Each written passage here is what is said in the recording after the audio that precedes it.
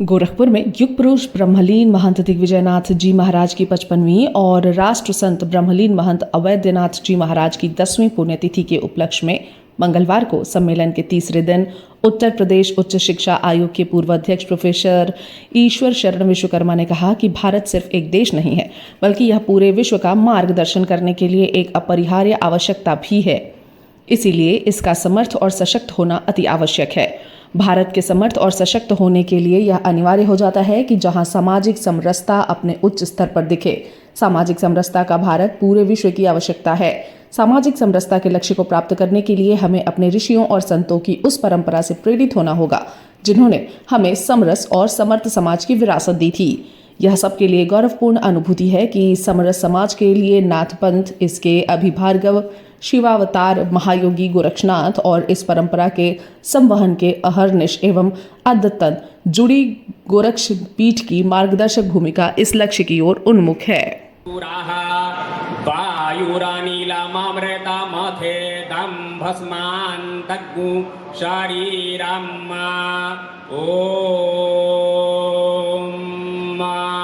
क्रतोस्मरा क्लीबे स्मरा क्रेतगुस्मरा अग्नेन यसुपथारा ये अस्मान् विश्वानि दे वव्वायुनानि विद्वान् जूयोद्यस्मज्जुहुराणमेनो भूयिष्ठान्ते नम उक्तिं विधेम हिरण्मयेन पात्रेण सत्यस्या पिहितं मुखं जोषावादित्ये पुरुषः सोषा वहाम्मा ॐ खं ब्रह्मा हरिः ॐ। राष्ट्रसंत महान श्री अवैधनाथ जी महाराज के चरणों में मैं गोरखपुर विश्वविद्यालय की ओर से और अपनी ओर से श्रद्धासुमन अर्पित करती हूँ। आज के इस समारोह में हम सभी भाग्यशाली हैं। बड़ी संख्या में साधु संत अपना आशीर्वचन देने के लिए यहाँ उपस्थित हैं। इनमें सबसे पहले मैं मुख्य अतिथि प्रोफेसर ईश्वर शरण विश्वकर्मा जी को उच्च शिक्षा सेवा चयन आयोग के आधार दिगंबर अखाड़ा अयोध्या से पधारे महंत सुरेश दास जी महाराज, सवाई आगरा से पधारे ब्रह्मचारी दास जी, कटक उड़ीसा से पधारे महंत श्रीनाथ जी महाराज, रावत मंदिर अयोध्या धाम से पधारे महंत राम मिलन दास जी महाराज। लेकिन आज उनके विचारों को पूरा विश्व स्वीकार करता है।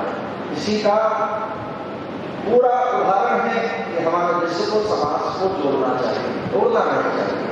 आज हमारा जी पावन आशीर्वाद उपस्थिति में हम सब लोग पूरा उत्तर प्रदेश प्रसन्नता के साथ भयमुक्त होते हुए अपने आप को हम महसूस कर रहे हैं कि हम ऐसे उत्तर प्रदेश भारत में हैं। ऐसे परम पूज्य योगी आदित्यनाथ जी महाराज जी ने भी आप देखें सभी की मानवता को ध्यान रखते हुए, सबकी पूजा पद्धति को ध्यान रखते हुए एक ही संदेश दिया है कि हमारे उत्तर प्रदेश में, पूरे भारत में सबको एक साथ रहेंगे, समाज को जोड़ना है, तोड़ना है। और हमें भी उस सभी में आना चाहिए। आप लोग अनेक जैसे हमारे जय महापुरुषों ने विश्वविद्यालयों की नींव रखी थी, उसका जीता जागता उदाहरण है कि आप सब जैसे युवा और छात्र छात्राएं उसमें अध्ययन कर रहे हैं और इस पुण्यतिथि के अवसर पर उनको प्रणाम कर रहे हैं, उनके किए हुए कार्यों को स्मरण कर रहे हैं। ये हमारे भारत की संस्कृति है।